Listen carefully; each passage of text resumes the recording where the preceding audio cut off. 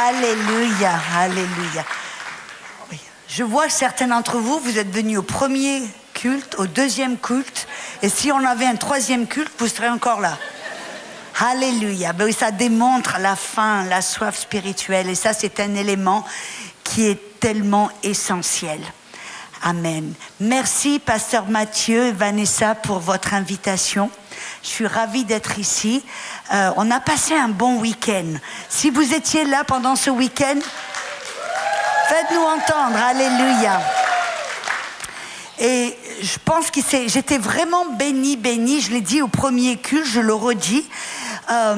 Pasteur Vanessa a eu une idée formidable de demander aux femmes qu'est-ce qu'elles avaient appris, qu'est-ce qu'elles avaient reçu, qu'est-ce qu'elles avaient compris.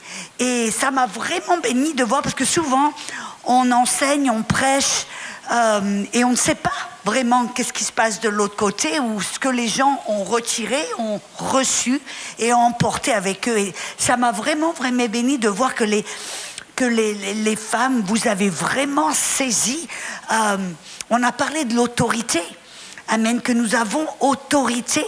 Bien sûr, en tant que femme, cette autorité, elle n'est pas au-dessus de nos maris, puisque Dieu a mis les choses en place, que nos maris ont autorité pour nous protéger, pour nous bénir, pas pour nous mettre le doigt dessus. Comprenez ça, c'est vraiment... Mais dans l'esprit, il n'y a ni femme ni homme, ni esclave, ni libre. Dans l'esprit, nous avons l'autorité. Et vous avez même, au premier culte, j'ai une dame, Micheline. Elle est venue vers moi, elle m'a dit que pendant 30 ans, elle avait des douleurs de dos.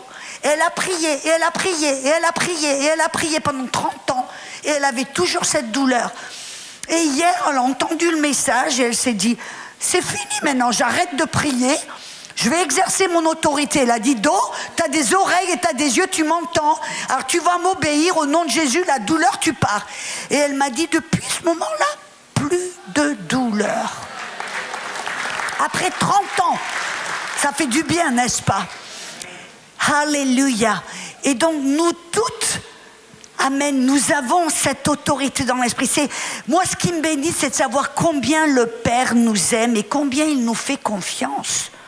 Parce que dans certains milieux, des fois, on dépeint le chrétien comme un petit vermisseau sauvé par la grâce, impuissant, ignorant, qui survit jusqu'au jour où on va au ciel. Mais ce n'est pas du tout le cas. Quand on réalise que le Père a mis toute sa confiance en nous, tout comme au début, vous vous rappelez au début, quand Dieu a créé l'homme, Adam et Ève, vous vous rappelez qu'est-ce qu'il a fait? Il a appelé Adam, il dit, mon gars, viens ici, fils, viens ici. Tu vois ces millions d'animaux que j'ai créés? C'est toi qui vas leur donner un nom, selon leur apparence, selon leur fonction, selon leur personnalité. Et c'est Adam qui a nommé des millions et des millions d'animaux. Et vous n'avez pas vu Adam qui dit, je peux pas, c'est trop dur, je suis pas assez. Non, Adam a juste fait, il y avait cette relation de confiance, et Adam savait qu'il était le fils de Dieu et qu'il avait tout ce dont il avait besoin pour faire ce que Dieu lui a dit de faire. Et maintenant, au travers de ce que Jésus-Christ a fait sur la croix, Dieu nous a replacés dans cette position d'autorité. Et j'ai parlé hier même que nous étions comme des policiers et que nous avons sur la terre autorité pour maintenir l'ordre, pour restreindre le mal. Et cette autorité, amen, c'est ce qui nous permet d'utiliser ou de manifester ou de relâcher la puissance du Saint-Esprit. Vous voyez, le policier a une arme à feu sur le côté. Et légalement, il a le droit de l'utiliser pour maintenir l'ordre et restreindre le mal parce qu'il a autorité. Dans l'esprit, sur la terre, en tant que fils de Dieu, et quand je dis fils de Dieu, c'est femme et homme. En tant que fils de Dieu, amen, nous avons cette même position, cette même responsabilité. C'est une responsabilité. Malheureusement, la plupart des chrétiens, et on en a parlé, sont dans la passivité.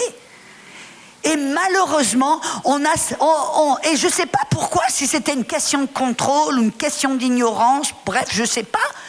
Mais le fait que la plupart des chrétiens sont restés dans la passivité en pensant que c'était le boulot du pasteur, de l'évangéliste, de l'enseignant, du prophète et de l'apôtre de faire tout le boulot.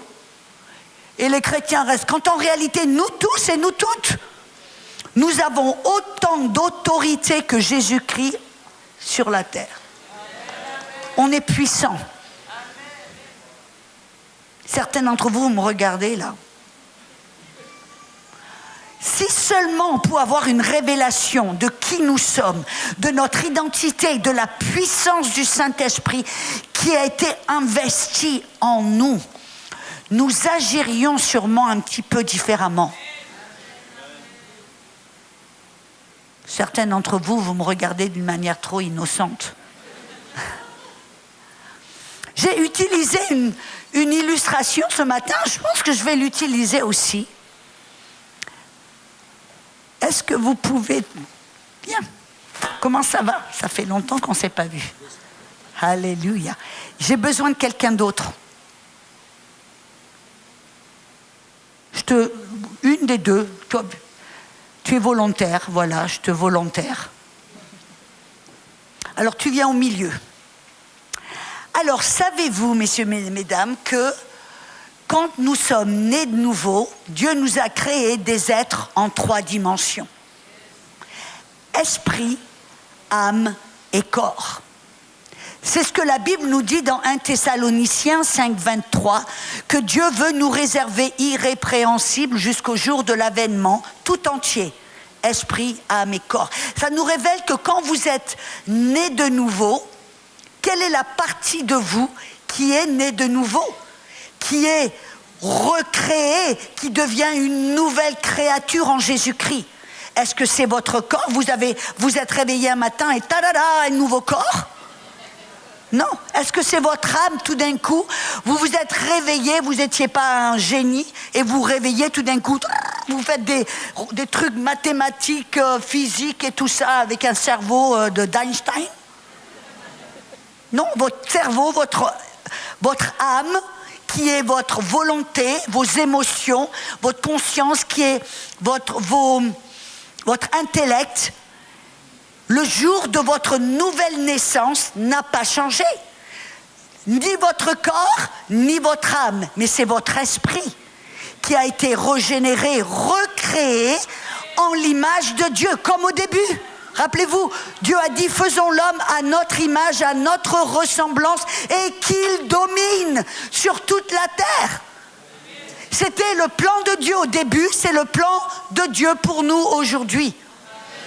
Et c'est notre esprit qui a été recréé identique à Jésus. 1 Jean 4, 17. Tel il est, tel nous sommes dans ce monde. La plupart des chrétiens pensent qu'ils vont être comme Jésus quand ils vont au ciel. Non. Aujourd'hui, vous êtes identiques, mais dans l'esprit.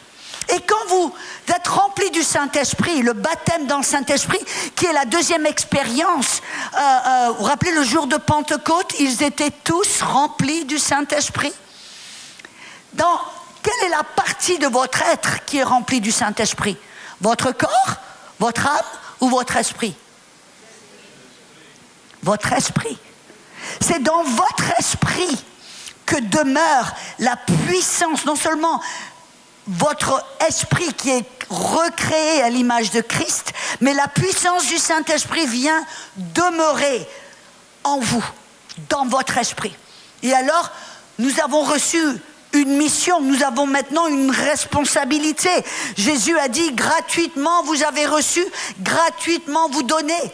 Allez partout dans le monde, amen, prêchez la bonne nouvelle, chassez les démons, imposez les mains sur les malades. On est même appelé à ressusciter les morts.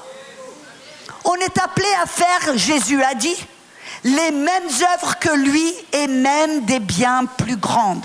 Comment est-ce que vous et moi allons faire ces œuvres, même ces bien plus grandes œuvres? un numéro un, en sachant qui nous sommes, l'autorité que nous avons, mais en manifestant et relâchant la puissance du Saint-Esprit qui est en nous.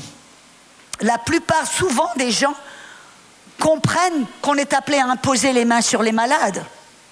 C'est la partie de votre corps, n'est-ce pas, votre main, qui va imposer, qui va aller et toucher le corps des malades. Êtes-vous d'accord?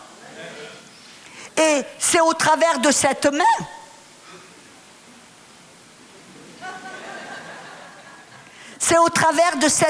que la puissance du Saint-Esprit va couler pour toucher et remplir le corps et guérir le corps de la personne. Mais rappelez-vous, où est la puissance du Saint-Esprit? Dans notre esprit.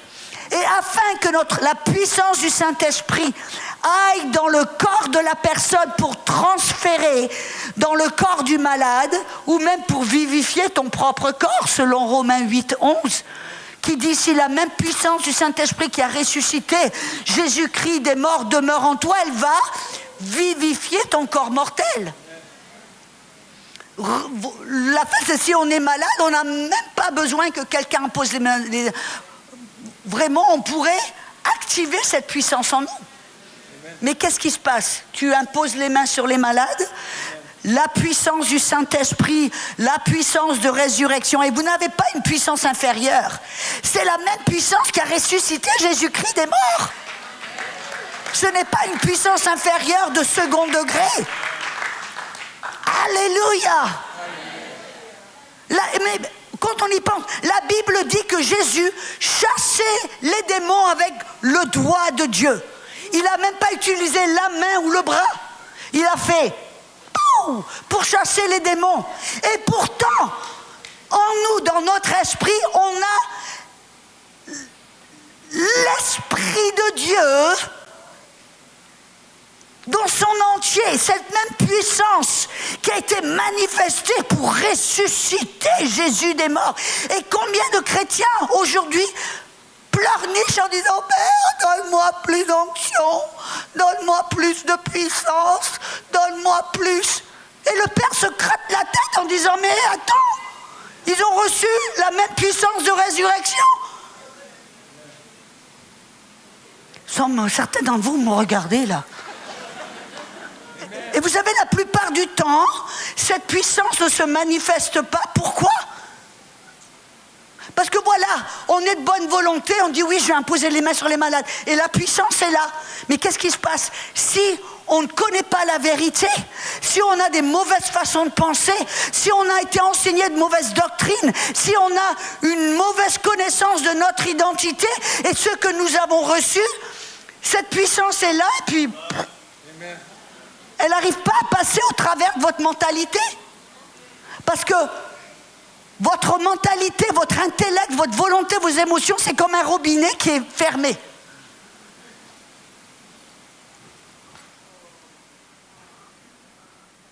Et vous imposez les mains, et puis il n'y a rien qui se passe. Qu'est-ce qu'il faut faire? Ouvrir le robinet. Comment on ouvre le robinet? On renouvelle notre façon de penser. On enlève les forteresses, on enlève les mensonges, on enlève les choses qui sont contraires à la vérité. Et dès que notre façon de penser, de nous voir, notre façon de penser change et elle devient conforme à la volonté de Dieu, qu'est-ce qui se passe tout d'un coup? Elle commence à couler dans le corps des gens. Et je vais vous dire merci. Je vais vous dire une petite vérité. Pendant un petit bout de temps, je ne voyais pas beaucoup de miracles et de guérisons dans mon ministère. Vous savez pourquoi? Parce que j'ai grandi sous un homme de Dieu. Vous avez peut-être entendu parler, Kenneth Hagin. J'ai grandi sous son ministère et alors il était mon prof et je me rappelle toujours qu'il disait « Jésus m'est apparu à plusieurs reprises et il a mis ses doigts dans mes mains et j'ai senti un feu. Et Jésus m'a dit, je te donne une onction pour guérir les malades. Et donc, Kenneth Hagin allait et il a vu plein de miracles, plein de choses, des miracles. Et Jésus lui avait donné une onction spéciale.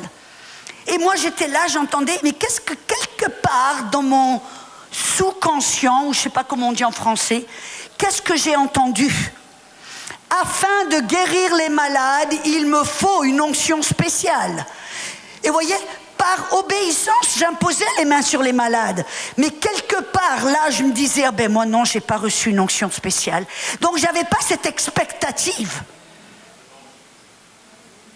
Et ce petit mensonge insidieux s'était inséré dans mon inconscient, et à chaque fois que j'imposais les mains sur les malades ou que j'exerçais autorité, je le faisais parce que Jésus nous l'a commandé, mais quelque part,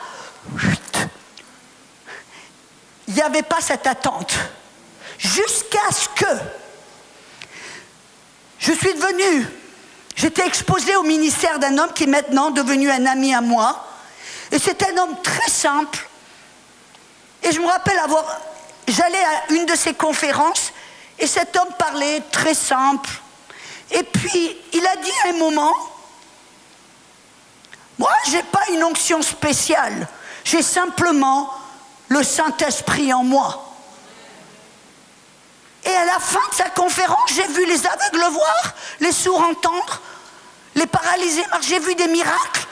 Et qu'est-ce qui s'est passé? Tout d'un coup, je me suis dit, je n'ai pas besoin d'une onction spéciale pour guérir les malades. Si lui le fait, moi je peux le faire. Et je vous dis la vérité, dès que j'ai enlevé ce petit mensonge qui était là dans mon inconscient, qui empêchait la puissance de se manifester, quand j'ai enlevé ce petit mensonge, j'ai commencé à voir les sourds entendre, les malades guérir. J'ai commencé à voir régulièrement des guérisons et des miracles. Et c'est de ça que je parle. Nous sommes tous appelés à guérir les malades, à exercer autorité. C'est notre responsabilité parce que nous sommes sur la terre, enfants de Dieu, fils de Dieu. Nous avons non seulement été appelés, si vous me permettez, nous sommes comme des shérifs sur la terre. Vous savez ce que c'est des shérifs? Des policiers. Nous sommes appelés sur la terre, là, pour maintenir l'ordre. Et je parle spirituellement. Et pour restreindre le mal. Et on n'a pas besoin de plus de quelque chose. On a simplement besoin de savoir qui nous sommes dans l'esprit, ce que nous avons dans l'esprit, et commencer à sortir de notre zone de confort, à être disposé à prendre des risques. Vous savez, souvent, je vais vous dire la vérité, certains des plus grands des guérisons et des miracles, c'est au dehors, dans des endroits les plus étranges, à la poste, dans un avion, dans un aéroport. Une fois, je me rappelle, j'étais dans un avion, je suis souvent dans un avion, j'allais en route, c'était pour aller à Paris, on atterrit à Charles de Gaulle, et je suis assise à côté d'une dame, où je pense que je ne sais plus où j'étais, j'oublie, mais dans un avion, bref. Et on atterrit, et tout d'un coup, j'entends dire à cette dame, j'étais près du hublot, il y avait cette dame au milieu, puis il y avait un monsieur. Et j'entends dire à cette dame que Jésus l'aime. Je lui dis ok, donc l'avion atterrit, on se lève toutes, on se lève, et tout d'un coup je vais vers cette dame, je lui dis, Madame, Dieu voulait vous dire que Jésus vous aime. Elle me dit quoi? J'entends pas de cette oreille. Et elle me dit, parlez là. Donc je parle à l'autre oreille, je lui dis, Jésus, Dieu veut que vous sachiez que Jésus, Dieu vous aime. Jésus est mort pour vous, Dieu vous aime. Ah, merci bien, merci bien. Moi, je me sens toute contente, là, toute fière. J'ai fait ma petite béaba. Et puis le Saint-Esprit me dit, pourquoi est-ce que tu crois que je t'ai laissé voir qu'elle était sourde d'une oreille? Ok. Donc je suis à côté d'elle, je vais sur sa bonne oreille, je dis, Madame, est-ce que je pourrais... Vous êtes sûre de cette oreille, est-ce que je pourrais prier pour vous? Elle me dit, ah oui, oui, oui. On sort de l'avion, juste en dehors de la porte d'embarcation, là. On sort, et puis, qu'est-ce que j'ai fait? J'ai testé son oreille, elle ne pouvait rien entendre. Je mets mon doigt dans son oreille, je commande à son oreille de s'ouvrir au nom de Jésus. C'était aussi simple que ça, pof. Et je reteste, et puis elle me regarde. Oh, oh, je peux entendre, je peux entendre. Je dis, madame, Dieu vous aime, au revoir, je dois prendre mon avion. Ciao. C'était aussi banal, aussi facile, aussi ça exigeait que d'abord que je sache que j'ai la puissance en moi. 2, que je sache que c'est la volonté de Dieu de guérir cette femme. 3, de prendre un pas, de faire un risque. Ça, la chair n'est pas trop confortable. La chair aime rester dans la petite zone de confort. Et les gens souvent, vous savez, les gens souvent viennent vers moi en me disant, Audrey, impose les mains sur moi, je veux ton onction. Je dis non. Non, non, non. Je dis, si tu as été rempli du Saint-Esprit, tu as cette onction en toi, tu as simplement commencé à commencer à l'utiliser et à l'activer. Elle me dit, je dis, commence quelque part, commence à imposer les mains sur les malades, commence à exercer autorité partout où tu vas. Une fois, je me rappelle, c'était même pendant le temps du Covid. Et je vais à la poste. Et puis là, je sors de ma voiture, je vais pour rentrer, puis je vois un monsieur qui sort de la poste. Et puis il était comme ça, il boitait, il traînait la patte. Et tout d'un coup, je sens dans mon cœur le Seigneur qui attire mon attention vers la jambe de cet homme. Pourquoi est-ce que le Saint-Esprit attire mon attention sur la jambe de cet homme? Et je dis, monsieur, qu'est-ce qui se passe avec votre jambe? Il me dit, oh, j'ai des problèmes depuis des années, j'ai une hanche qui est complètement détruite, et puis ça fait mal, et puis il faut faire tout un tas. Je dis, est-ce que je peux prier pour vous? Il me dit, ah ben oui, oui, oui. Je suis sur le point de m'avancer sur lui pour imposer la main sur lui. Il dit, non, non, non, non, non, venez pas près de moi. Vous voyez la chair. Dans mon intérieur, je dois être franche et penser, buddy, si tu veux pas que j'impose les mains sur toi, bah... Il m'a un petit peu énervé. Je suis franche. Mais tout d'un coup, le Saint-Esprit me dit, vas-tu me limiter? Je dis, qu'est-ce que tu veux dire? Il me dit, commande de là où tu es. Je dis, ah. J'ai regardé cet homme, j'étais de la même distance que Pasteur Vanessa. J'ai dit, hanche, je te commande d'être guéri. Douleur, je te commande de partir. Jambe, je te commande de marcher droit et d'être guéri. Et je dis au bonhomme, je dis, monsieur, commencez à bouger. Et puis il dit, oh, il n'y a plus de douleur. Et puis le bonhomme s'en va, je dis, vous soyez bénis, Jésus vous aime. Rappelez-vous que c'est Dieu qui a fait ça. C'est Jésus qui a fait ça. Mais vous savez, ça exige un petit peu d'audace. Ça exige de se dire, ok, je vais sortir de ma petite zone de confort. Et je vous dis, est-ce que j'ai toujours tout bien fait, parfait? Non, il y a des moments où j'ai pris des risques et puis il n'y avait pas l'air d'avoir quelque chose. Mais... Par exemple, une fois, je me rappelle, j'étais en Inde et j'enseignais sur la guérison divine. Et puis, il y avait des centaines de personnes, des étudiants qui sont venus de l'avant pour que j'impose les mains sur eux.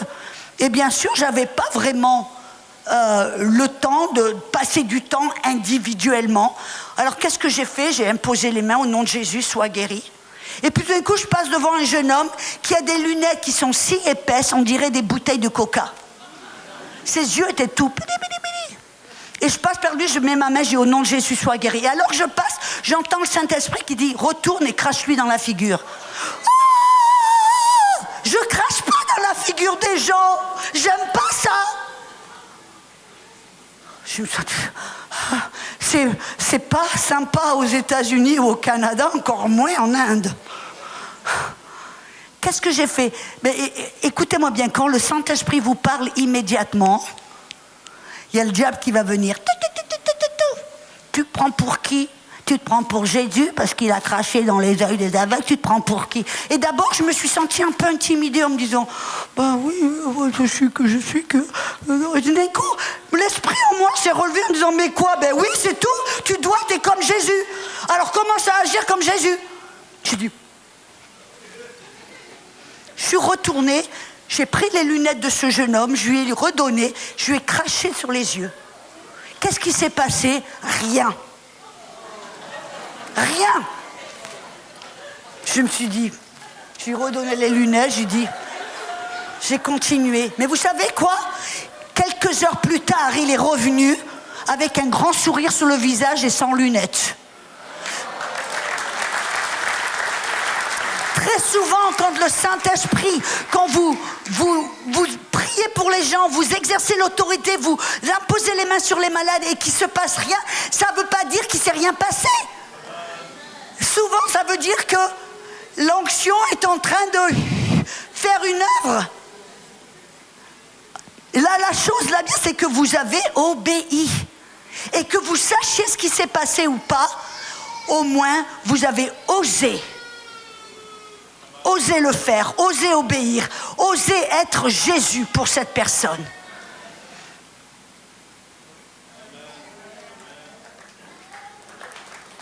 Merci pour ces deux amen et merci Pasteur Jean, je vais me mettre là.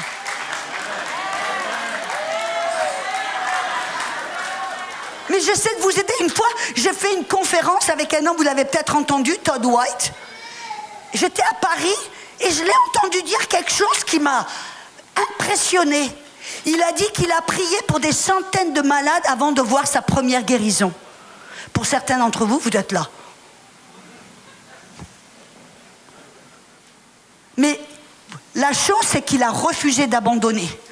Parce que vous savez, dans l'esprit, il y a comme un match, comme une lutte, où le diable essaie de vous convaincre que tu es impuissant, que tu ne peux rien faire, que ça ne va pas marcher.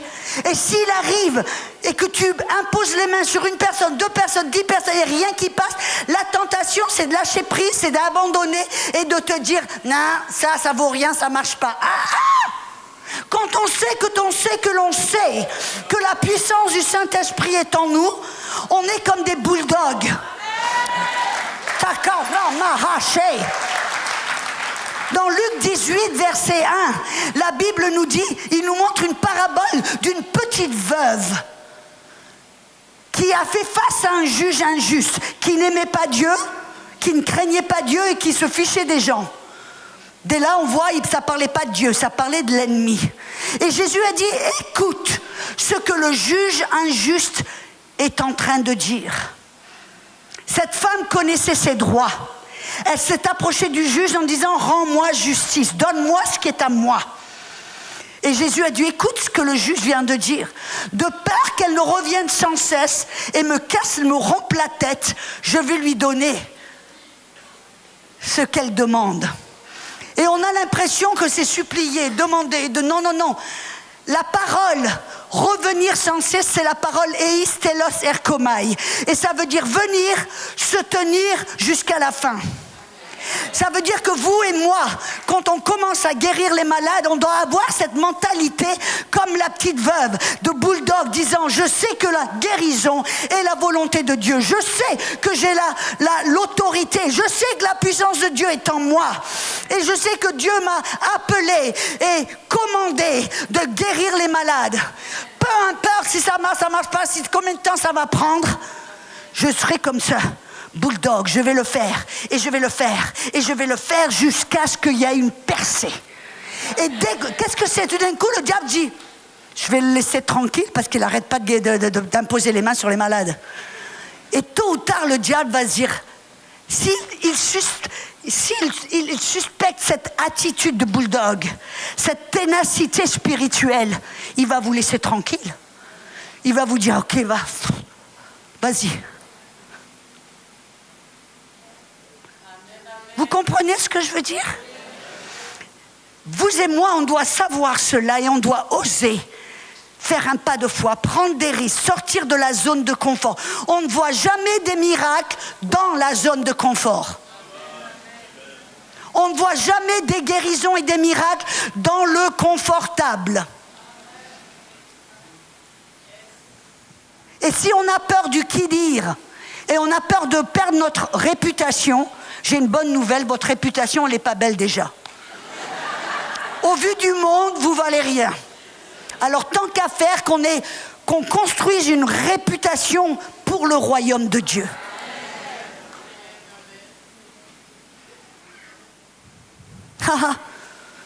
Ça veut dire que nous tous et nous toutes, nous avons un rôle à jouer, nous avons cette autorité et nous avons la puissance du Saint-Esprit à l'intérieur de nous.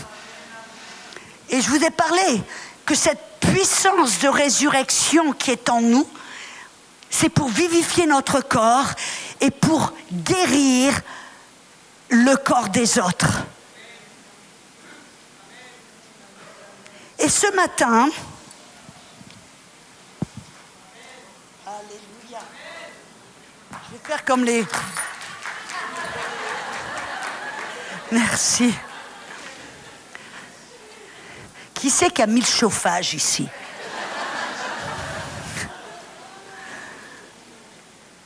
Alléluia. J'espère que ça vous encourage. Vous voyez, en partageant cela, si seulement j'avais pu entendre cela il y a 40 ans. Je me rappelle une fois, j'étais toute jeune dans le Seigneur. Je venais de rencontrer le Seigneur, ça faisait peut-être moins d'1 an.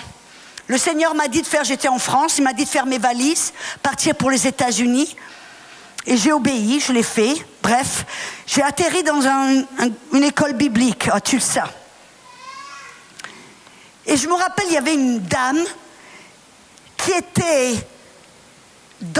parmi les étudiants dans une chaise roulante. Elle avait, je ne sais pas si la fibromyalgie, l'arthrose, elle avait tout un tas de trucs. Bref, elle ne pouvait pas marcher. Tous ses doigts étaient recroquevillés. Et à chaque fois que je la voyais, mon cœur allait vers elle. Et je dis toujours, Seigneur, Seigneur, tu vas la guérir, tu vas la guérir. Seigneur, et je priais pour elle, mon cœur était rempli de compassion pour cette femme. Et un soir, j'ai un rêve, et dans mon rêve, je la vois sortir de son fauteuil roulant. Oh, je me réveille, je dis, waouh, qu'est-ce que tu es en train de me dire? C'est-à-dire que tu vas la guérir? Waouh, j'étais excitée. Le lendemain est dimanche, et le dimanche soir, je suis à l'église, pendant la louange, j'ai une vision. Et dans la vision, je me vois, moi, guérir cette femme. Je me dis, Seigneur, tu es en train de me dire que tu veux que j'aille, que je guérisse cette femme?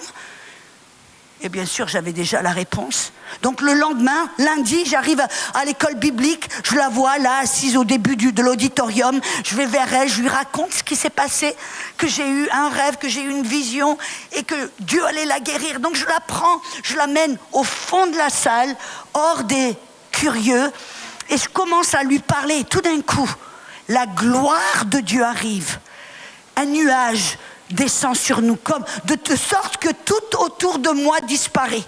La seule chose que je peux voir, c'est cette femme et moi. Je suis dans un nuage de Shekinah. On dit ça en français?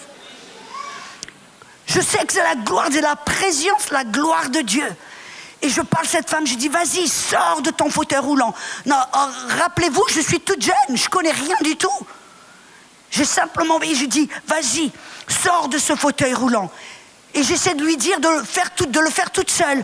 Puis elle me dit, oh, j'arrive pas, je sais pas. Et à ce moment, j'ai une pensée qui a traversé ma tête. Et qu'est-ce que les gens vont penser et vont dire si elle n'est pas guérie? Et à ce moment-là, vous savez ce que j'ai fait? J'ai fait un pas en arrière. Et je me suis dit, oh, ah ouais, qu'est-ce que les gens vont penser? Et à ce moment-là, chou, le nuage de Shekinah, la gloire, a disparu. Et tout d'un coup, c'était moi, elle et l'auditorium. Et j'étais tellement déçue. J'étais tellement déçue. Pourquoi? Parce que j'ai pensé que c'était Dieu qui m'avait abandonnée. J'ai pensé que c'était Dieu qui n'avait pas rempli son contrat. Et à chaque fois que j'essayais de guérir les malades, d'imposer les mains, il y avait ce petit truc, Dieu, est-ce que tu vas le faire cette fois-ci ou est-ce que tu vas me laisser tomber? Vous voyez comme les petits mensonges peuvent s'infiltrer. Et pendant des années, j'ai imposé les mains, j'ai exercé, mais je voyais très peu de choses. Jusque, merci Seigneur, qu'en grandissant, j'ai compris quelque chose. Que ce n'était pas Dieu qui m'avait laissé tomber, c'était moi qui l'avais laissé tomber. À cause de la peur, la crainte de l'homme. Et donc, on doit savoir, en guérissant les malades, en exerçant notre autorité, ça a déjà été accompli, c'est fait, c'est le désir de Dieu. Il vous a appelé, il vous a commandé, il vous a envoyé. Et si quelque chose ne se fait pas, c'est pas parce que Dieu ne le veut pas, Dieu ne le fait pas, c'est parce que quelque chose ici, entre nos deux oreilles, empêche cette puissance. Tout ce que je vous raconte, mais je suis comme un livre ouvert. Je cache rien. Et on peut apprendre avec nos réussites, mais avec nos échecs. Et maintenant, à chaque fois que j'impose les mains sur les malades ou j'exerce autorité, je sais que Dieu, lui, c'est sa volonté et il va le faire. Mais je dois aussi faire en sorte que je prends soin de mon âme, que je remplis mon âme avec la parole. Il y a aussi une autre clé essentielle pour devenir plus sensible à la voix de Dieu, pour activer cette puissance qui est en nous. Comme j'ai dit, Romains 8, 11 nous dit que la même puissance qui a ressuscité Jésus-Christ des morts demeure en nous. Et demeurer, ça veut dire rester éternellement. C'est pas un, comment on appelle ça, c'est pas un condo, c'est pas un petit appartement. Il va vivre dans ce petit appart aujourd'hui, dans 2 semaines, il déménage. Non, c'est sa résidence. Il vient pour demeurer éternellement. Mais la plupart d'entre nous, j'ai une amie qui nous dit, Audrey, des fois, il y a différents couteaux dans un tiroir de cuisine.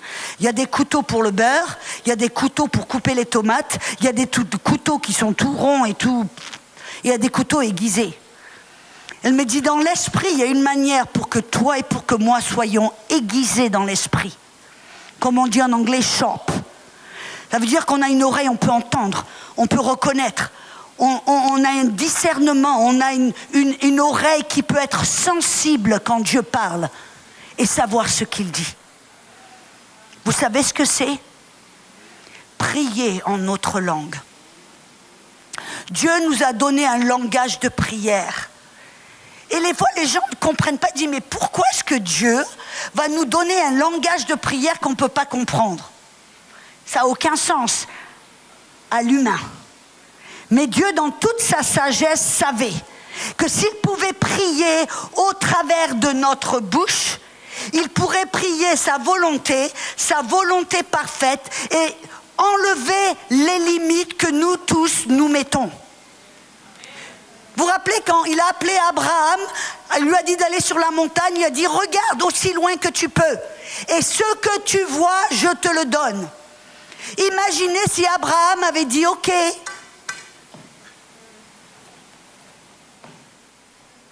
C'est ce qu'il aurait eu. La plupart des chrétiens, quand ils prient, leurs prières sont si petites, si limitées, si restreintes, que Dieu est limité. Il dit, je veux faire tellement de choses pour eux, je veux leur donner tellement, mais ils n'arrêtent pas de me demander. Alors qu'est-ce que Dieu a fait? Il dit, je vais leur donner un langage. J'ai le Saint-Esprit en eux et il y aura un langage qui va sortir de leur bouche, qui vient de leur esprit. Et quand ils prient, 1 Corinthiens, verset 14, verset 2, dit que celui qui prie en autre langue ne prie pas à l'homme, mais à Dieu. Et dans l'esprit, il prie des mystères. Et cette parole mystère, ça veut dire des choses cachées, des vérités secrètes. Quel genre de vérité secrète? De quoi parle-t-il? Vous vous rappelez dans 2 Corinthiens, je crois que c'est 1 Corinthiens chapitre 2, versets 9 à 12. Paul nous révèle, il dit, les yeux n'ont pas vu, l'oreille n'entend pas, ni est perçu dans le cœur de l'homme les choses que Dieu a préparées pour ceux qu'il aime. Dieu a préparé des choses pour chacun et chacune de nous qui est loin au-delà de ce que l'on peut penser, même imaginer. Mais le Saint-Esprit, c'est comme un architecte. Dieu est un architecte qui a fait le dessin de votre vie, le dessin de vos dons, de votre appel, de qui vous êtes, ce que vous êtes appelé à faire. Et il a mis ce plan dans votre esprit. Et Proverbe 25, verset 2 dit, les plans de Dieu pour l'homme sont comme des eaux profondes. Mais c'est l'homme intelligent qui sait y puiser. Comment est-ce que vous et moi allons puiser dans le plan que Dieu a mis en nous? En priant en notre langue. Vous êtes là ce matin? Vous êtes rentré à la maison? Ou vous êtes en train de penser au gigot qui est dans le four?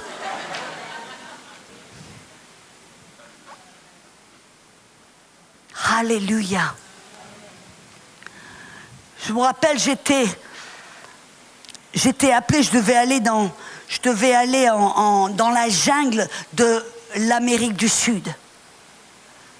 Et j'avais cette idée un peu romantique à l'Indiana Jones, où j'avais l'impression que j'allais avec mon équipe, on avait toute une équipe, des hommes, des femmes, on allait aller au milieu de la jungle pour atteindre une tribu, pour faire une clinique médicale, pour faire de la construction, pour les toucher, les bénir et leur parler de Jésus. Et je me suis dit, on est une bonne équipe, mais ça va nous prendre du temps. Vous voyez, j'imaginais qu'on allait avoir des machettes, tu sais, les gros couteaux, et qu'on allait devoir couper les lianes, couper les herbes, les arbres et tout ça. Je me suis dit, ouais, ça va prendre du temps. Bon. Et quand je suis arrivée sur le bord de la jungle, on a remarqué quelque chose, que la voie a déjà été ouverte. Et je me dis, mais qui c'est qui a fait ça? Et je regarde sur le côté, qu'est-ce que je vois? Un bulldozer. Et en moins de 2, sans effort, ce bulldozer est venu et a ouvert la voie, a débarrassé la voie. Pourquoi est-ce que je vous parle de bulldozer?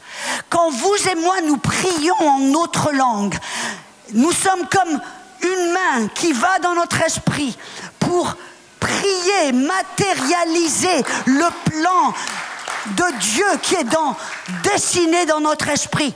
Et on permet à Dieu, au travers de nos lettres, de prier sa volonté, son plan parfait, qui est au-dessus, au-delà de tout ce que l'on peut imaginer. Vous voyez, les gens, la plupart des gens, ils traversent la vie comme sur des auto-tamponneuses.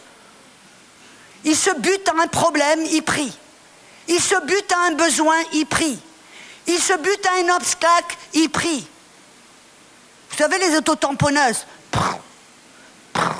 Je ne sais pas ce qui est marrant avec ça, mais bref. Les chrétiens sont comme ça.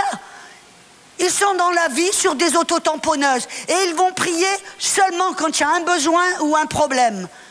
Ne serait-il pas plus sage de permettre au Saint-Esprit de nous attirer dans la prière quand il sait ce qui est sur le point de se faire, quand il sait ce qu'il a pour nous, quand il veut que l'on puisse prier à l'avance son plan parfait pour nous.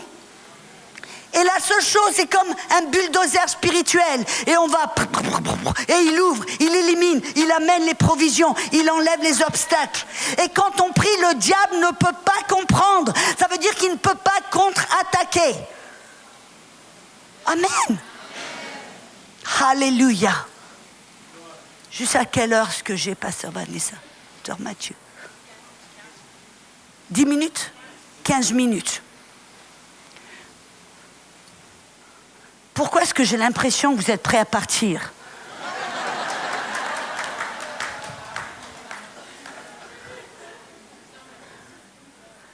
Alléluia. Ce que je partage avec vous a changé, révolutionné ma vie. Ce langage de prière, vous voyez, il m'est arrivé des moments, et je ne parle pas de rentrer dans les œuvres, je ne parle pas tout d'un coup d'être dans les œuvres et de forcer les choses, je parle d'être dans le rythme du Saint-Esprit, de marcher dans le repos, de l'écouter, de le suivre, de marcher avec lui, et lui, il vous attire, lui, il vous dit, retire-toi, enlève-toi des distractions, mets-toi à part, ferme la télé, écoute, arrête-ci, va prie. Et tu sais, je sais pas quoi prier, vous priez en langue, et vous priez en langue. Serait-il possible que le Saint-Esprit know exactement ce qui va se passer, ce dont vous avez besoin, là où vous devez être, avec qui vous devez être, quand vous devez l'être. Et il vous amène à prier dans l'esprit, et vous êtes comme sur un bulldozer spirituel. Et vous arrivez là où vous devez être. Vous savez, c'est comme ça que j'ai rencontré mon mari. Le Saint-Esprit m'a attiré à prier pendant 2 mois. Et c'était facile. Ce n'était pas une obligation. Ce n'était pas un fardeau. Ce n'était pas « Ah, je dois prier ». Je voulais. Vous voyez, c'était la grâce. Quand le Saint-Esprit nous invite dans la prière, il y a une grâce. Il y a un désir. Et je me suis retirée. J'avais pas envie d'aller manger avec les copains. J'avais pas envie d'aller voir un film. J'avais envie de prier. Et j'ai prié dans l'esprit. J'ai prié dans l'esprit. C'est ce que je pouvais faire seulement. Et à la fin de ces 2 mois, j'ai entendu une parole, une impression. Floride. Je dis Floride, ok, c'est tout. Vous voyez, je m'attendais à voir les murs, les écritures sur les murs. Amen, le ciel qui... Des fois, on attend le spectaculaire et on ne voit pas le surnaturel. Je dis, ok, Floride, qu'est-ce que je fais? Je prends un billet d'avion. J'ai pris un billet d'avion, j'ai atterri. 2 jours plus tard, Dieu, je suis au bon endroit, au bon moment et je rencontre mon mari. Nous sommes mariés maintenant pendant 26 ans. Et je dis toujours, vous voyez, quand je me suis mariée, parce que je suis missionnaire, et mon mari est homme d'affaires. Et je disais, quand je l'ai rencontré, je dis, mais Seigneur, mais comment est-ce qu'un oiseau peut vivre avec un poisson? Moi, je vole partout. Lui, il reste planté. Comment ça va marcher? Mais vous voyez, il y avait la paix, il y avait l'instruction du Saint-Esprit, et je savais. Parce que dans le naturel, si on se fie à notre tête, si on se fie seulement à notre intellect, on peut faire des erreurs. Mais si on se fie au Saint-Esprit et à la paix du Saint-Esprit, et c'est pour cela que passer du temps à prier en langue est tellement important. Je veux vous lancer un défi. Un défi qui n'est pas impossible, qui va peut-être, pour certains d'entre vous, être difficile à votre chair. Pour d'autres, ça va dire, pas de problème. Mais je veux vous envoyer ce défi, de dire je vais prier en autre langue. Commençons avec 20 minutes par jour. Vous pouvez être derrière le volant et prier en langue. Vous pouvez être en train de faire la lessive et prier en langue. Vous pouvez être en train de cuisiner, prier en langue. Vous pouvez être derrière l'ordinateur, prier en langue. Vous pouvez être au boulot, prier en langue. Et je vous garantis que si vous le faites tous les jours, vous allez remarquer que vous changez. Vous êtes plus facile à vivre. Plus doux, plus patient, plus gentil, plus généreux au lieu d'être... Certains d'entre vous, vous avez besoin de prier en langue juste pour pouvoir mettre la dîme dans le panier. Qu'à chaque fois qu'il y a le panier qui passe... Quand on est dans l'esprit, vous savez, c'est pour ça que Paul dit, ne soyez pas ivres avec du vin, mais soyez continuellement remplis de l'esprit. Car les jours sont mauvais. Pourquoi est-ce que Paul a fait ce parallèle? Quand on est rempli de l'esprit, on est rempli de joie. Quand on est rempli de l'esprit, on est comme un soulard spirituel. Avez-vous déjà été autour de soulards spirituels ou de soulards point à la ligne? Dans mes avant Christ, j'ai vu ma petite partie de soulard. C'est les gens les plus généreux. Ils rentrent dans un bar avec un portefeuille plein d'argent, ils ressortent du bar sans un rond. Ils n'ont aucune peur. Ils sont sous, tout d'un coup, on les voit marcher sur les toits. Pourquoi? Parce qu'ils sont sous l'influence de l'alcool. Ce n'est plus eux qui contrôlent, c'est l'alcool qui leur dit de faire quoi, où, comment. Serait-il possible que quand on est rempli du Saint-Esprit, on est sous l'influence du Saint-Esprit? Oh, oh, oh, oh. Et ce n'est plus nous qui contrôlons. On est sous l'influence du Saint-Esprit. On fait ce qu'il nous dit de faire, on va où il nous dit d'aller, on donne ce qu'il nous dit aller. Et je vous dis la vérité, quand le Saint-Esprit vous dit de donner une somme qui est au-delà de votre zone de confort, c'est pas pour vous nuire. C'est pas pour vous prendre l'argent là. C'est pour vous bénir, pour vous multiplier. Il sait, rappelez-vous, le bulldozer. Il sait ce qu'il y a au coin de la rue. Il sait ce que l'ennemi va essayer de faire. Et il essaie d'être un pas en avant pour vous faire sortir du problème. Il dit, et il donne autant. Et tu dis, non, va derrière moi, Satan. Et j'en suis témoin. Juste avant le Covid, comment on peut dire ça,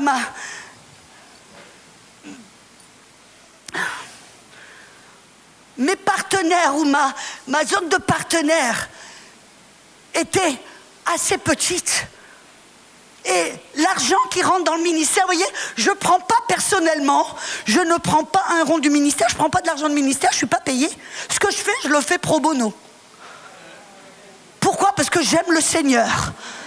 Et je remercie que mon mari me permet de faire ce que je fais. Et je ne dis pas ça, je dis ça pour vous montrer quelque chose, que ce que je dis, ce n'est pas par intérêt.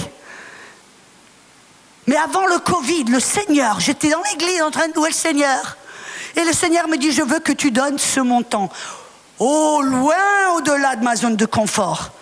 Et je dis, et je savais que ça devait être du Seigneur parce que le diable ne me dirait pas de donner de l'argent à l'église ou dans un ministère. Et vous savez ce que j'ai fait ? J'ai simplement obéi. Et il y avait une telle joie. J'ai trouvé une telle joie après l'avoir fait.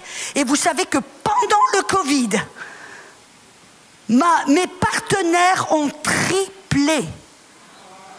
Je ne pouvais plus voyager. Je n'ai pas voyagé pendant 1 an et demi. Donc je n'avais pas de ressources qui rentraient. C'était simplement les partenaires. Mon partenariat a triplé. Comment ça s'est fait ? J'ai simplement entendu, j'ai simplement obéi. Et on devient de plus en plus sensible à la voix du Saint-Esprit quand on passe du temps à prier en notre langue. Il y a certains d'entre vous, messieurs, mesdames, vous avez des problèmes avec vos enfants, votre famille, au boulot, peu importe les problèmes. Et d'une manière logique et humaine, vous ne savez pas comment résoudre le problème. Mais le Saint-Esprit. Vous voyez, mon mari était un homme d'affaires, comme j'ai dit. Et des fois, on catégorise les choses, on dit que prier en autre langue, c'est simplement pour les ministres. Simplement pour les... Non, mon mari est un constructeur, il a une agence de construction. Et il avait un client. Et il devait aller au département de construction pour obtenir un permis. Il va là, il présente le problème et le bonhomme derrière le guichet lui dit « Monsieur Mac, non, c'est impossible ». Il en ramène un autre. « Non, Monsieur Mac, c'est impossible ». Il en ramène un autre. « Non, Monsieur Mac, c'est impossible ». Finalement, il retourne et il dit « Si vous voulez que votre client fasse ceci, vous allez de faire ceci, cela, ça allait lui coûter $20 000 de plus ». Vous savez ce que mon mari a fait ? Il a dit « Tu sais quoi, je crois que je vais faire ce que ma femme, elle enseigne ». Il s'est enfermé dans son bureau, il a prié en langue pendant... Je lui ai dit, combien de temps t'as prié ? Il me dit, je crois que c'était 20 minutes. Il dit, après j'ai dû aller à un rendez-vous. Mais vous savez ce qui s'est passé ? Le lendemain, il se réveille avec une idée. Il se dit, je n'ai pas pensé à ça. Il va dans son bureau, il fait les dessins, il va comment on appelle ça, au guichet de construction, là, pour avoir... Et puis il présente... au département, il présente et le bonhomme le regarde et puis il dit Il dit, vous savez quoi, Monsieur Mac, je crois que ça va marcher. En moins de 5 minutes, il a reçu un tampon sur son truc et il est sorti avec un permis. Comment ça s'est fait ? Parce qu'il a prié en autre langue. Et c'est pas un prédicateur, c'est un homme de construction. Vous voyez la puissance du Saint-Esprit. De suivre le Saint-Esprit, d'écouter le Saint-Esprit. Et quand on prie en autre langue, ce n'est pas notre tête qui prie, c'est notre esprit. Et c'est le Saint-Esprit qui puise, qui dit « Ok, j'ai besoin qu'elle prie cela, qu'elle prie cela, qu'elle prie cela. » Et lui, Dieu, tout d'un coup, il a prié sa volonté parfaite. Et vous savez, et je vais clôturer avec ce verset. dans Romains 8, dans le verset 26 et 27, qui dit « L'Esprit lui-même nous aide dans nos faiblesses, car nous ne savons pas ce qu'il est convenable de prier, mais le Saint-Esprit en nous prie avec des gémissements. Et il intercède pour les saints selon la volonté de Dieu. » Qu'est-ce que ça veut dire? Que le Saint-Esprit, qu'on ne sait pas quoi faire, où le faire, quand le faire, avec qui le faire, que le Saint-Esprit peut nous aider à prier sa volonté parfaite. Et vous savez quel est le verset d'après? Un verset qu'on utilise et qu'on écorche et qu'on utilise pour quiconque et pour toute situation. Et nous savons que tout va concourir au bien de ceux qui aiment Dieu et appelés selon son dessein. Mes amis, à qui appartient cette promesse? À ceux qui invitent le Saint-Esprit pour prier. Versets 26 et 27. Le verset 28 vient, la grande révélation, le verset 28 vient après versets 26 et 27. Et j'ai entendu une fois un pasteur, derrière son pupitre, pendant un enterrement d'un jeune homme qui était pas chrétien, qui était sous l'effet de la drogue et qui a eu un accident, qui est mort. Et pour soulager et encourager la famille, le pasteur, c'est oui, nous savons que ce jeune homme est mort, mais nous savons que tout concourt au bien. Et je dis, non. Si ce jeune homme n'est pas sauvé, tout ne concourt pas pour son bien. À qui appartient cette promesse? À ceux qui ont invité le Saint-Esprit, l'ont invité dans la prière pour prier sa volonté parfaite. Et si vous êtes ici ce matin, que vous n'avez jamais été rempli du Saint-Esprit, que vous n'avez pas ce langage de prière, et j'en rajoutais un, combien d'entre vous me donnez 5 minutes de plus? 5, 10, 15, 20, 25, 30, 35. Vous savez que certains d'entre vous, des fois je vois, vous êtes fatigués physiquement ou vous êtes émotionnellement fatigués, déprimés, découragés. Vous vous sentez seul, vous vous sentez isolé, vous vous sentez fatigué, que ce soit émotionnellement ou physiquement. Mais vous savez ce que la Bible nous dit? On le trouve dans 2 passages. On voit dans Jude, verset 20, il dit « Mais toi, mon bien-aimé, édifie-toi toi-même dans ta foi la plus sainte, en priant en autre langue. » On voit ça dans 1 Corinthiens 14, verset 4. « Édifie-toi toi-même en priant en autre langue. » Qu'est-ce que ça veut dire de s'édifier nous-mêmes? Ça veut dire de se fortifier. La vérité, je pense, c'est que notre esprit n'a pas besoin d'être fortifié. Notre esprit est identique à Jésus et scellé par le Saint-Esprit pour le jour de la rédemption. Comme un pot de confiture, voyez? Le truc qui est en dehors ne peut pas rentrer dans votre esprit parce que c'est scellé. Ça, c'est une vérité puissante. Mais souvent, c'est nos émotions qui sont fatiguées. Des fois, c'est notre corps qui est fatigué. Vous savez, j'avais l'habitude d'aller très souvent dans les pays de la fenêtre 10-40, au Vietnam, en Birmanie, en Indonésie, en Inde, au Népal, dans des pays qui étaient souvent non atteints, où les églises devaient se cacher. Et j'allais toujours au Vietnam et ils avaient une telle faim. Écoutez-moi, pendant 2 semaines, je voyageais 2 jours pour y arriver. J'arrive dans mon hôtel le soir, je me couche le lendemain. Ils viennent me chercher sur une petite moto avec un casque. On va et pendant 7 heures, tous les jours, pendant 2 semaines, sauf le samedi. Pendant 7 heures, tous les jours, vous voyez un peu l'énergie que j'ai un peu. Pendant 7 heures. À la fin de la journée, mon corps fait... Mais mon esprit est là, ouais! Vous savez qu'est-ce que je devais faire? Je devais prier en langue. Prier en langue pour édifier mon corps, fortifier mon corps, même mes émotions. Il m'est arrivé de me sentir toute seule sur le champ de mission et me sentir seule, isolée, triste. Un jour, je me rappelle pendant la Thanksgiving. Vous savez ce que c'est la Thanksgiving? J'étais en Éthiopie, toute seule avec un bol de soupe. Il n'était même pas bon. Et je commence à m'imaginer ma famille. Ma famille qui est en train autour de la table de manger, de rigoler, d'en profiter. Et moi, je suis toute seule avec un bol de soupe qui n'est même pas bon. Et je me suis sentie commencer, vous voyez, certains d'entre vous, parce que vous donnez, vous laissez aller, vous pensez aller où elle, n'importe où. J'ai commencé à me sentir isolée, seule, abandonnée, triste. J'ai commencé à sentir cette tristesse venir. Et tout d'un coup, j'entends le Saint-Esprit qui me dit « Sors de là tout de suite ». Sors de là, et puis je me dis « Sors de là, sors de là, sors de là ». Il me dit « Commence à prier en langue ». J'ai commencé à prier en langue. Au bout de 10 minutes, je m'entends dire « Seigneur, merci, je pourrais être aux États-Unis à devenir grosse, mais je suis sur la mission en train de prêcher l'Évangile. Alléluia !» C'était sincère. Pourquoi? Rappelez-vous que votre esprit est amour, joie, paix, bonté, patience, maîtrise. Mais votre esprit, tous ces fruits de l'esprit, le fruit de l'esprit, c'est comme du Nesquik qui va au fond d'un verre de lait. Qu'est-ce qu'il faut faire? Le remuer. Quand on prie en autre, on remue.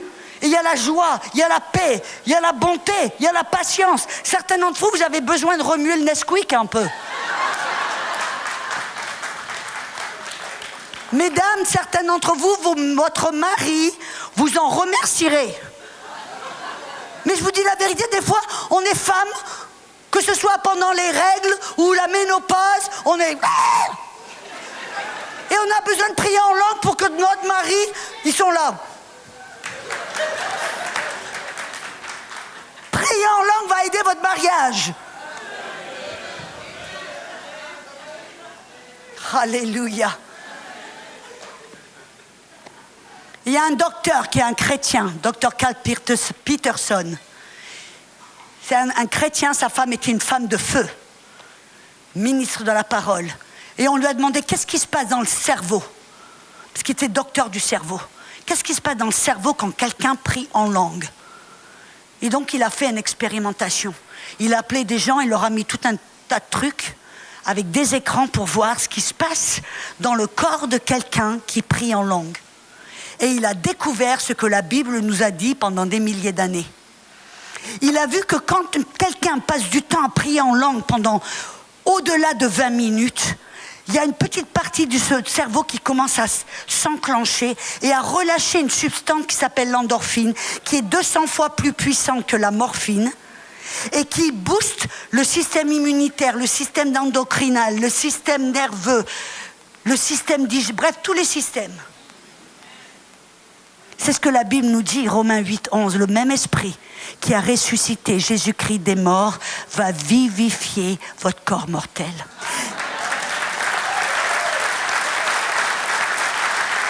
Si vous êtes là ce matin et vous n'avez jamais été rempli du Saint-Esprit, vous ne priez pas en langue, ce serait injuste de vous laisser repartir sans pouvoir le recevoir. Si vous n'avez jamais prié en langue, vous n'avez jamais été baptisé dans le Saint-Esprit, levez votre main. Je vois toutes ces mains-là, oui. Alléluia. Je vais vous demander de faire quelque chose. Levez-vous et venez devant. Parce que je veux prier pour vous et vous allez recevoir le Saint-Esprit, la puissance du Saint-Esprit. Vous allez devenir une bombe. Alléluia. Faites une petite lignée comme ça. Une ligne. Monsieur, vous pouvez aller là, à côté. Vous savez ce qui est marrant? Vous êtes des sacrés coquins et des coquines. Parce que je demande qui c'est qui a besoin du Saint-Esprit? Il y en a à peu près 15 qui lèvent la main. Et tout d'un coup, on dit venez de l'avant. Alléluia, je dis alléluia. Amen. Je ne veux que personne reparte sans la puissance du Saint-Esprit. Et je veux vraiment qu'on ait tous, et je vais m'inclure dedans, de prendre le défi, de passer, de voir peut-être un mois, essayez-le pendant un mois, de prier en langue 20 minutes par jour, pendant un mois, tous les jours. Et regardez ce qui va se passer. Vous allez dire, waouh, je ne suis plus la même personne. Je vais vous demander de mettre un petit espace entre le premier rang et le deuxième rang. Avance un tout petit peu et voilà, parfait. Laisse-moi un petit peu plus, un petit pas en arrière, tout petit. Voilà, comme ça je peux me faufiler. Ça va être très facile. J'ai vu des milliers de personnes remplies du Saint-Esprit. Des petits-enfants, des grands-mamans, de tout petits jusqu'à 99 ans. La beauté de la chose, c'est que le Saint-Esprit est pour nous tous et nous toutes. Jésus a dit, écoutez bien, dans Luc 11, verset 13, il dit, si vous, pères charnels, je vais attendre que ces belles jeunes femmes,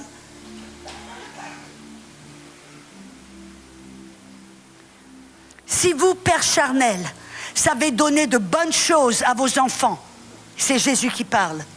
À combien plus forte raison est-ce que le Père Céleste donnera le Saint-Esprit à ceux qui lui demandent? Dans ce verset, Jésus nous révèle que le Saint-Esprit est pour tous les enfants de Dieu. Numéro 1, est-ce que Dieu est votre Père? Êtes-vous chrétienne? Êtes-vous chrétien? Avez-vous donné votre cœur et votre vie à Jésus? Si oui, levez la main. Sinon, on va prier, c'est pas un problème. Levez la main si vous savez que vous êtes chrétien.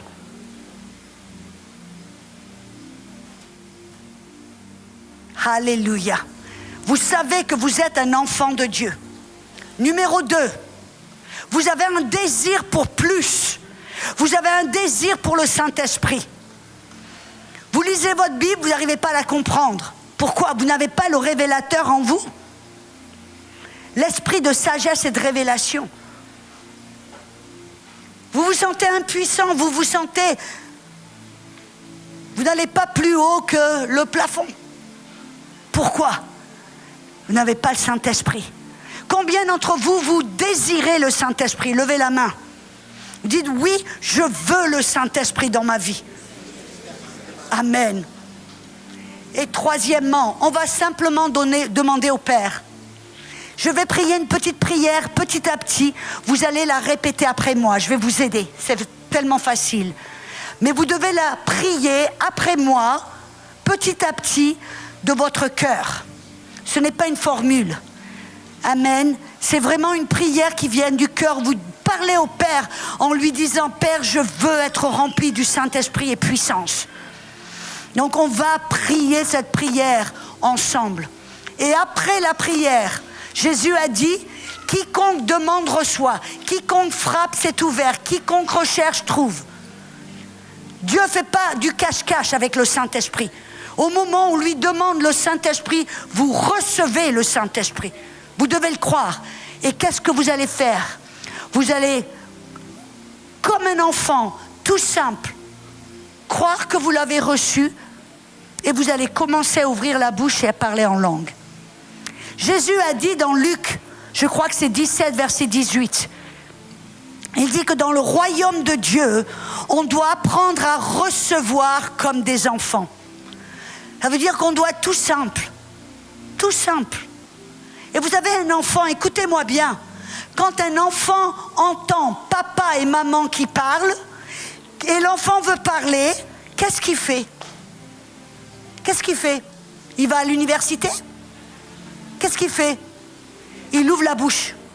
Et il commence à parler. Et il commence à balbutier. Et c'est du baba, dada, babab. Mais il s'en fiche. Il commence à parler. Et c'est petit à petit que son langage s'amplifie, que ses mots prennent forme, que son langage commence à grandir. Mais il doit commencer en ouvrant simplement la bouche. C'est de ça que Jésus parle. Il dit, dans le royaume de Dieu, on doit être aussi simple qu'un enfant. Vous demandez à votre Père de vous remplir du Saint-Esprit. Il va vous remplir et vous savez simplement ouvrir la bouche et commencer à donner liberté et accès au Saint-Esprit qui est venu demeurer dans votre esprit. C'est là. Mais il veut que vous puissiez parler. Alors, vous allez comme sentir quelque chose qui est là, et vous devez simplement ouvrir la bouche et parler. Ça va être comme du balbutiement. La Bible en parle dans Ésaïe 28, verset 11. Il dit avec des langues étrangères et des balbutiements, Dieu parle à son peuple. Et c'est là le repos. Vous voulez être dans le repos? Soyez dans le Saint-Esprit. Avec une langue étrangère que votre tête ne comprend pas, avec des balbutiements. C'est comme ça qu'on commence. Êtes-vous prêts, messieurs et mesdames? Je vais vous demander de fermer les yeux. Et oubliez que je suis là, car c'est Jésus qui va vous donner le Saint-Esprit. Avec les yeux de votre cœur, les yeux fermés, imaginez-vous que Jésus est là devant vous. C'est lui qui va vous baptiser.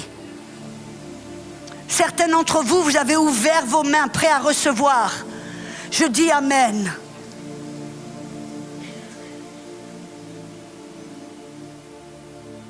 Répétez après moi. Père Céleste, Père Céleste, remplis-moi du Saint-Esprit et de puissance. Je crois, parce que je te demande, je reçois maintenant, ici, je vais ouvrir ma bouche et parler en langue, car Saint-Esprit, c'est toi qui me donnes cette capacité. Alors, je t'invite, remplis mon temple. Aujourd'hui, je suis le temple du Saint-Esprit. Et Père, je te remercie. Au nom de Jésus. Amen. Soyez remplis. Recevez au nom de Jésus. Karia Baka Shande. Ouvrez la bouche. Parlez en langue.